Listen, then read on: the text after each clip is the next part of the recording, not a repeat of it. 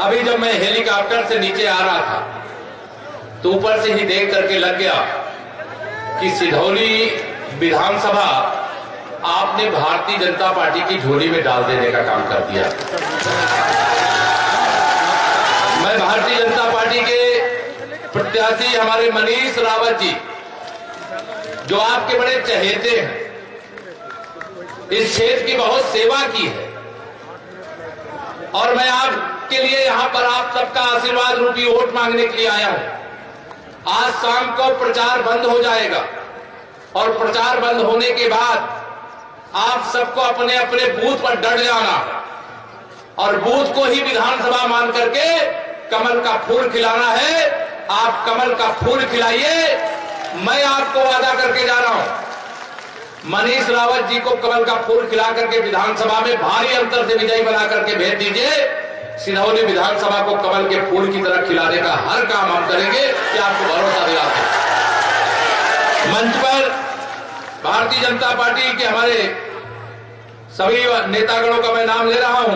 आदरणीय श्री राकेश राज जी, आदरणीय सूरभान सिंह जी, श्रीमान सुधीर सिंह जी, ब्लॉक प्रमुख राम बख्श रावत जी, गंगा राम राजपूत जी, अमर सिंह चौधरी जी, पूरनमल गौतम जी, प्रभात किशोर जैकी जी, पूर्व विधान परिषद सदस्य भरत त्रिपाठी जी, संजय मौर्य जी, पीयूष जायसवाल जी, राकेश पांडे जी, सूरबख्श सिंह जी, लक्ष्मी शंकर गिरी जी, कौशलेश भारती जी, राजू भाई गुजराती, पुष्कर गुप्ता जी, बच्चे प्रसाद वाजपेयी जी, लाल जी भार्गव, शिव प्रसाद यादव जी, राम नरेश यादव जी, शंभू यादव जी, जय कुमार यादव जी, कड़वा शंकर त्रिपाठी जी, विष्णु मौर्य जी, आसिफ मुशीर जी, जाकिर जी, अवनीश कुमार रावत जी, रमेश गौतम जी, श्रीमती सुमन लता जी, नरेंद्र गौतम जी, राकेश सिंह जी, पूर्व एमएलसी, अवधेश अवस्थी जी, राजू यादव जी, रामपाल यादव जी, समर हसन, सबीर हसन रिजवी जी, कौशल किशोर जी और विजय प्रताप जी। और मंच पर बड़ी लंबी सूची है। मंच पर बैठे हुए सभी वरिष्ठ नेतागण और यहां उपस्थित इतनी भारी संख्या में जनता जनार्दन, जिसमें मेरे बड़े बुजुर्ग भी हैं, मेरी माताएं बहनें भी हैं, जो मुझसे बड़े हैं, मैं उन सबके चरण छू करके आशीर्वाद मांगता हूं आप सबका कि आने वाली 23 तारीख, आज से 23 तारीख है, 6 बजे शाम को प्रचार बंद हो जाएगा। अभी जैसा हमारे प्रत्याशी मनीष रावत जी आपसे कह रहे थे, हम तो इसी रास्ते पर चलने वाले। जब से आप बताइए केंद्र में माननीय नरेंद्र मोदी जी के नेतृत्व में, प्रदेश में आदरणीय योगी जी के नेतृत्व में भाजपा की सरकार बनी है, हमने किसी काम में भेदभाव किया है क्या? जोर से बताइए, भेदभाव किया है क्या? हमारे लिए तो गरीब गरीब एक समान, किसान किसान एक समान, मजदूर मजदूर एक समान, बेटी बेटी एक समान, माताएं बहनें एक समान, हिंदू हो या मुसलमान। हमने कोई भेदभाव किया है क्या? हमने सबका साथ सबका विकास का महामंत्र लेकर के प्रदेश की सेवा की है, देश की सेवा की है। आप बताइए, अगर अभी पास हमारे ये बहुत दिनों के बाद मुझे मालूम है आप भाजपा की झोली में सीट डालने जा रहे हैं, मुझे इसमें कोई शंका नहीं, शंका तो ना करके जाओ। आप जिताओगे ना इस बार? दोनों हाथ उड़ा बता दो, दोनों हाथ उड़ा बताइए, जिताओगे इस बार ना? आप सब जिताने का काम करोगे, मुझे विश्वास है। और मैं इसलिए आप सबसे कहने के लिए आया हूं, 2022 का चुनाव साधारण चुनाव नहीं है। यह चुनाव 10 पीढ़ी के उज्जवल भविष्य को बनाने का चुनाव है। 10 पीढ़ी का। भारतीय जनता पार्टी जातिवाद नहीं, विकासवाद पर विश्वास करती है और विकासवाद में भी सबसे पहले गरीब का विकास करना। जिसके पास रहने का घर नहीं है, वो चाहे हिंदू हो चाहे मुसलमान हो, अगर प्रधानमंत्री आवास योजना में हम उसको घर बना के देते तो गलत काम करते हैं क्या? बताइए, गलत काम करते हैं क्या? जिस गरीब आदमी के घर में शौचालय नहीं बना, इज्जत घर नहीं बना, हम इज्जत घर बनाने का काम करते हैं, गलत काम करते हैं क्या? जिस गरीब के घर में आजादी के बाद से बिजली नहीं पहुंची थी, सौभाग्य योजना में हर गरीब के घर तक सरकार ने पैसा खर्च करके हर गरीब के घर में बिजली पहुंचाई, गलत काम किया है, सही काम किया है? जिस सरकार ने गरीबों को रसोई गैस का कनेक्शन लेने का पैसा, जिनको दोनों समय भोजन करने के लिए जब मजदूरी छोटा मोटा व्यापार न करे तो दोनों समय का भोजन मुश्किल होता है, वो गैस का कनेक्शन कभी ले पाते क्या? लेकिन देश के प्रधानमंत्री गरीब माँ बाप के बेटे माननीय नरेंद्र मोदी जी बनते हैं तो गरीब के घर में भी फ्री में रसोई गैस का कनेक्शन पहुंच जाता है, गरीब के घर में भी बिजली पहुंच जाती है, गरीब के घर कच्चा झोपड़ी से पक्का मकान बन जाता है, शौचालय बन जाता है। और जो गरीब है अगर बीमार हो तो आयुष्मान भारत योजना में उसको भी एक कार्ड मिल जाता है कि परिवार में कोई बीमार हो तो 5 लाख रुपए तक का इलाज फ्री में करा सके, यह सुविधा मिल जाती है। मैं आप सब लोगों के सामने यहां पर यह निवेदन करने के लिए आया हूं, भारतीय जनता पार्टी की सरकार गरीब की सरकार है, गुंडों की सरकार नहीं है, ध्यान रखना। भारतीय जनता पार्टी की सरकार, याद करिए आप 2017 से पहले कितने घंटे बिजली आती थी, आपको याद है कि भूल गए सब? आप बिजली आती है कि नहीं आती है? लो वोल्टेज रहता है क्या? ट्रांसफार्मर जल जाए तो पैसा देने के बाद ट्रांसफर मिलता है, बिना पैसा ट्रांसफार्मर लग जाता है। भाजपा की सरकार आने के बाद माननीय नरेंद्र मोदी जी दिल्ली से मेरे किसान भाइयों के खाते में 2-2 हजार रुपया की 3 किस्त साल में भेजते हैं। हिंदू मुसलमान देख के भेजते हैं कि सबको भेजते? बताओ। बिना भेदभाव के अगर जो सेवा करे तो उसे आशीर्वाद मिलना चाहिए कि नहीं मिलना चाहिए?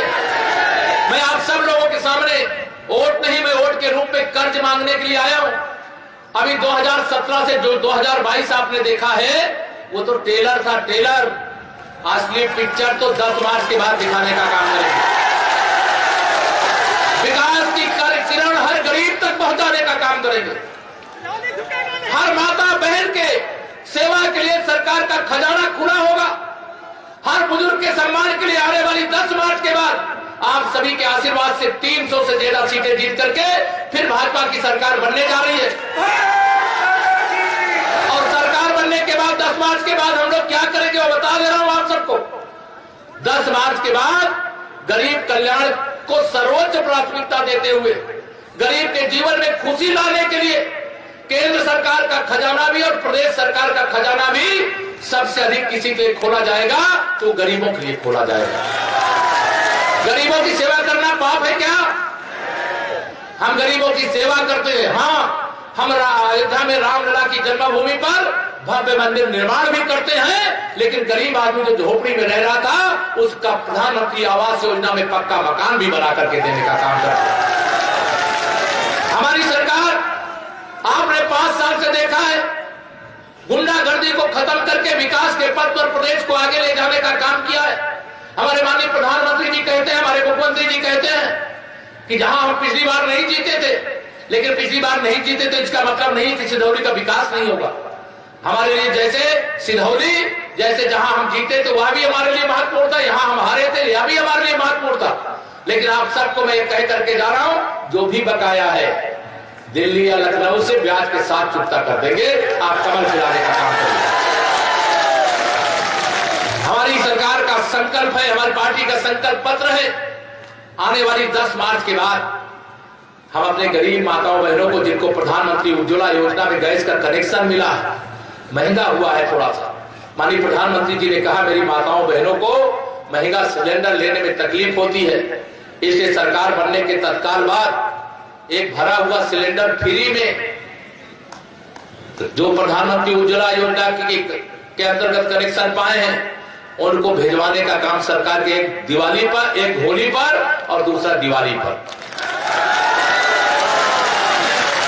जो मेरे यहां पर आप सब लोग बैठे हुए, बड़ी संख्या में बैठे, ऐसे भी बड़े बुजुर्ग होंगे जिनको पेंशन मिलती होगी, बुजुर्गों का पेंशन, विधवा माताओं बहनों की पेंशन, दिव्यांग भाई बहनों की पेंशन।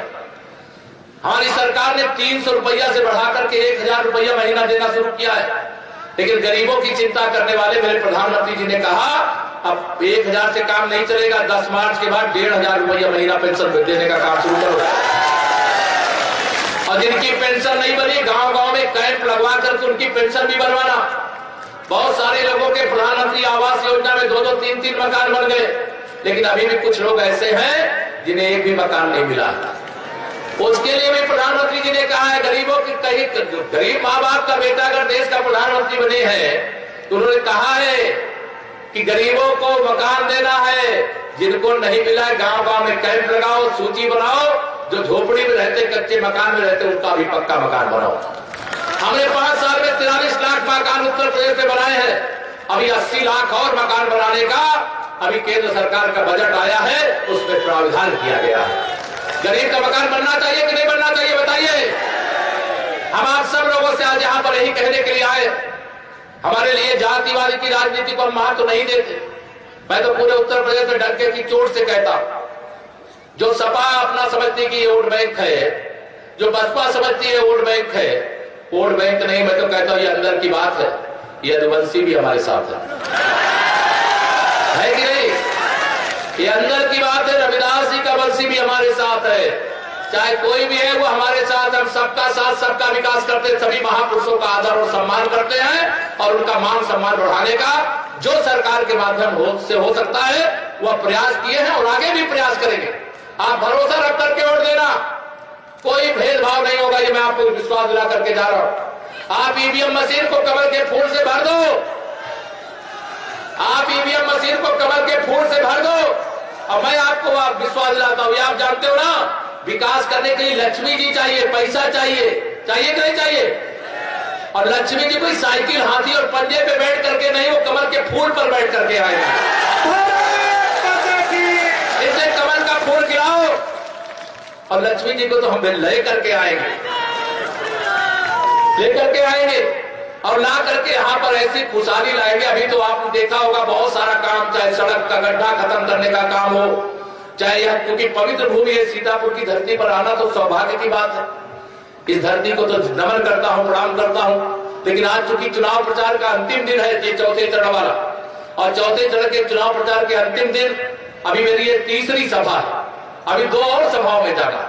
मैं आज सबसे यही कहने आया हूं, यहाँ तमाम सारे कार्यकर्ता भाई भी हैं हमारे, जो बूथ में काम करते होंगे, पन्ने में काम करते होंगे, मंडल में काम करते होंगे, उन सब कार्यकर्ताओं को भी आश्वस्त करता हूं, चिंता मत करना, केवल कमल खिलाने के लिए पूरी ताकत से लग जाना और आप सब भरोसा रखना।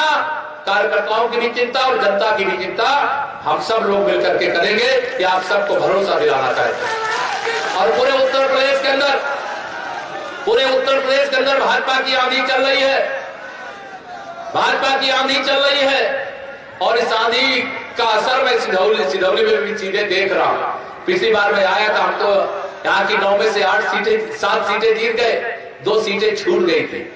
मुझे तो ये लग रहा है कि इस बार 7 नहीं, इस बार 9 की 9 सीटें भाजपा की झोली में आप सबके आशीर्वाद से आएंगे। और आप सबको भरोसा दिलाता, तो मेरे पत्रकार मित्र देख ले, जैसे ये खचाखच भरा हुआ पूरा स्थान है ना, 23 तारीख को या जनता जनार्दन या कार्यकर्ता, ये बड़े बुजुर्ग या गरीब माताएं बहनें, जिनको कोरोना के इतने बड़े संकट के बाद भी अगर गरीब माँ बाप का बेटा नहीं होता तो मेरा गरीब भूख से मर जाता। अगर देश के प्रधानमंत्री मोदी जी नहीं होते तो फ्री में राशन आपको नहीं मिलता। मिलता क्या? फ्री में राशन, और राशन के साथ भी तेल भी, दाल भी, नमक भी, चना भी मिल रहा है कि नहीं मिल रहा है? माननीय मोदी जी ने कहा है, मेरे कोई गरीब माँ बाप, गरीब परिवार भूखे नहीं रहना चाहिए, मुझे जितना कष्ट सहना होगा सहूंगा, जितनी मेहनत करना होगा मेहनत करूंगा, लेकिन मेरे गरीबों का दर्द मुझसे सहा नहीं जाएगा। उन्होंने फ्री में राशन भी दिया, कोरोना से बचने के लिए फ्री में वैक्सीन भी लगाने का काम किया। लगी कि नहीं वैक्सीन आप लोगों को? दोनों हाथ उठा के लगी कि नहीं लगी? पैसा तो नहीं लिया किसी ने? बिना पैसा के वैक्सीन, बिना पैसा के राशन, बिना पैसे के आवास, शौचालय, बिजली, या किसी ने आज तक आजादी के बाद दिया था क्या? आजादी के बाद तो लूटो, केवल अपना भला करो, अपने परिवार का भला करो, अपने गुंडों, अपराधियों, माफियाओं, भ्रष्टाचारियों का भला करो, गरीबों का भला करो, किसी ने सोचा था क्या?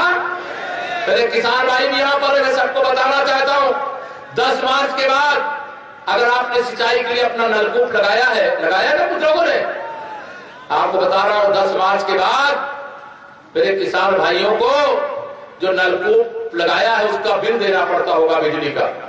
मोदी जी ने कहा मेरा अन्नदाता, अभी उसकी कमाई मुझे और बढ़ानी है, इसलिए अगर सिंचाई के लिए मेरा कोई किसान नलकूप लगाया है तो उस नलकूप के बिजली का बिल सरकार भरेगी, मेरा किसान नहीं भरेगा। वह काम भी 10 मार्च के बाद हम लोग करने वाले। हमारी बेटियां, पहले बेटियों को गर्भ में मार दिया जाता था, माननीय प्रधानमंत्री जी ने कहा बेटी बचाओ, बेटी पढ़ाओ, बेटी को आगे बढ़ाओ, और आगे बढ़ाने के लिए सबसे पहले किसी माँ बाप को चिंता होती है अगर बेटी पैदा हुई है तो उसके हाथ पीले कैसे करेंगे। हमारी सरकार बनी, हमने मुख्यमंत्री सामूहिक विवाह योजना के माध्यम से यदि कोई अपना शादी विवाह करना चाहता है तो उसे 51,000 रुपया एक बिटिया की शादी के लिए देने का काम शुरू किया था। लेकिन अच्छी बात मैं आपको ये बताना चाह रहा हूं, 10 मार्च के बाद ये कहा है माननीय प्रधानमंत्री जी ने, पहले गरीब परिवारों की बेटियों की शादी शान से धूमधाम से होनी चाहिए। 51,000 रुपया कम है, इसलिए एक बिटिया के विवाह के लिए 10 मार्च के बाद 1 लाख रुपया खर्च करने का काम किया जाए।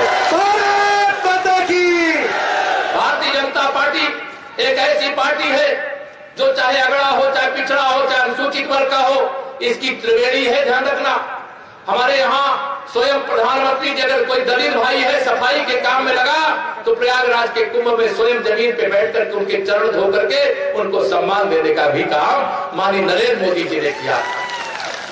अगर बाबा विश्वनाथ जी के धाम का निर्माण हुआ है जो औरंगजेब के समय से तहस नहस किया गया, वहां काम करने वाले मजदूरों की बाबा की पूजा करने के बाद संतों का आशीर्वाद लेने से पहले मजदूरों की पूजा किया, उनका दर्शन किया, उनका अभिनंदन किया, पुष्प वर्षा किया। या चाहे सफाई कर्मचारी हो, चाहे मजदूर भाई हो, बताइए मोदी जी के अलावा कोई उनका सम्मान कर सकता है क्या? माननीय नरेंद्र मोदी जी हर गरीब के दिल में है, हर मजदूर के दिल में है, हर किसान के दिल में, मेरी माताओं बहनों के तो विशेष ही आशीर्वाद मोदी जी को प्राप्त है कि नहीं? माताओं बहनों बताओ, आशीर्वाद है कि नहीं? दोनों हाथ उठा बताओ, है कि नहीं आशीर्वाद? देखिए मेरी माताओं बहनों का आशीर्वाद, इसी आशीर्वाद की ताकत है। मैं विरोधियों को बताना चाहता हूं, तुमने गरीबों की हाय ली है, गरीबों का श्राप लिया है। गरीबों को सुख देने का काम किए होते तो सत्ता से कभी विदा नहीं होते, क्योंकि तुम गरीबों की सेवा नहीं कर सकते, किसानों की सेवा नहीं कर सकते, मजदूरों की सेवा नहीं कर सकते, जो दलित पिछड़ा गरीब है उसकी सेवा नहीं कर सकते। जो सेवा कर सकता है, कोई बोले मुंह से चाहे ना बोले, अंदर से ही आशीर्वाद मिल जाता है। मिलता है कि नहीं बताओ? और आपके आशीर्वाद की ताकत लेकर के ही आपका आशीर्वाद आज फिर उत्तर प्रदेश में फलीभूत हो रहा है। हम सुशासन देंगे, हम विकास देंगे, हम आपकी जरूरतों को पूरा करेंगे, हम बीच में भ्रष्टाचार करने वालों को सीधा जेल भेजने का काम भी करेंगे। भेजना चाहिए कि नहीं भेजना चाहिए जेल? जो आपका हक बीच में खाने की कोशिश करे उसे जेल में भेजना चाहिए कि नहीं भेजना चाहिए? तो मैं आप सब लोगों को इतना ही अपील करके जा रहा हूं, कोई चाहे सपा हो, चाहे बसपा हो, चाहे कांग्रेस, यह आपका भला न किए है न कर सकते। भाजपा आपकी सेवा में समर्पित थी, समर्पित है और समर्पित रहेगी। हम देश की रक्षा में भी समझौता नहीं करते और प्रदेश की सुरक्षा में भी समझौता नहीं करते। हम देश और प्रदेश की सुरक्षा के लिए आप सबका आशीर्वाद मांगते हैं, आप सबका समर्थन मांगते हैं। और आने वाली 23 तारीख में कुछ घंटे अब केवल बाकी हैं, इसलिए मनीष रावत जी के लिए मैं ये कह करके जा रहा हूं कि आप केवल मनीष रावत जी को प्रत्याशी मत समझना, केशव प्रसाद मौर्य को भी अपना प्रत्याशी समझ करके जाइएगा जब ईवीएम मशीन के पास वोट डालने के लिए। ध्यान रखना मेरी बात को बहुत ध्यान से, मैं बहुत गंभीर बात कह रहा हूं। अगर आप ईवीएम मशीन में कमल के फूल की बटन दबाओगे, एक गरीब की दुखी जीवन को सुखी बना देने का काम करो। बाकी किसी बटन की ओर नजर डालोगे तो कोई लूटेगा, कोई मारेगा, कोई भ्रष्टाचार करेगा, कोई तमाम बातें, मैं बहुत सारी बातें करना नहीं चाहता, आप सब समझते हो। ये गरीब के हितों की लड़ाई भाजपा लड़ रही है और मजबूती से किसान के हित की, नौजवान के उज्जवल भविष्य की लड़ाई हम लड़ रहे हैं, आगे लड़ेंगे। उसके लिए आपका आशीर्वाद चाहिए। लंबी बातें नहीं कर सकता, लेकिन 10 मार्च के बाद अगर माननीय प्रधानमंत्री जी ने कहा है फिर से भाजपा सरकार बनने ही जा रही है, तो सभी मेरी माताओं बहनों के लिए गैस का फिर भरा हुआ सिलेंडर होली से पहले पहले आ जाएगा। और जब होली के पहले आ जाएगा तो ये जरूर मैं कहूंगा मनीष जी से और पार्टी के सभी नेताओं से कि सिधौली में मैं चुनाव के बाद भी एक बार आना चाहता हूं गुजिया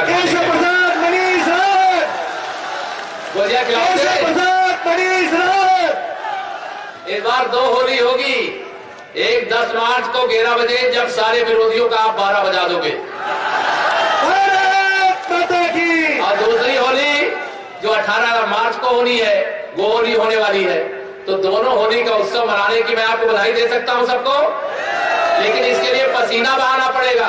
कि मनीष रावत जी और केशव प्रसाद या मंच पर बैठे हुए लोग नहीं, आप सबको प्रत्याशी की तरह अपने बूथ के पहरेदार बन करके कमल खिलाने के लिए परिश्रम करना पड़ेगा। करोगे? मैं बात ये ध्यान रखना, कमल के फूल की एक बटन गरीब के पेट की आग को शांत करने की गारंटी।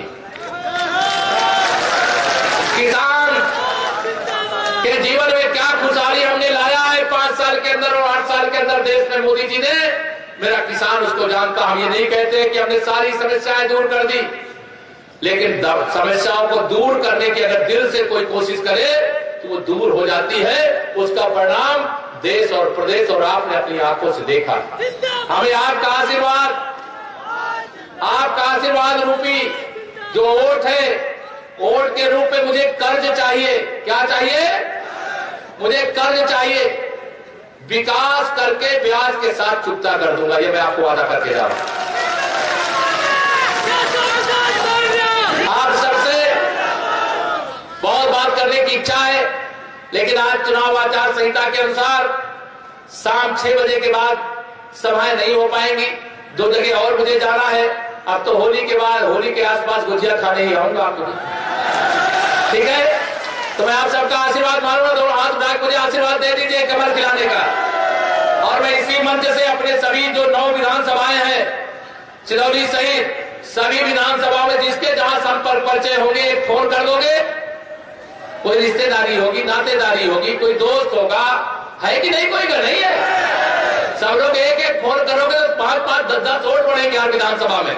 मैं बाकी विधानसभा वालों को कहूंगा सिधौली में भी फोन करिए जो रिश्तेदारी होगी, और सब लोग इधर उधर से फोन करेंगे तो कमल के फूल से ईवीएम मशीन मुझे लगता है लबालब हो जाएगी, जगह ही नहीं बचेगी दूसरे चुनाव निशान के लिए।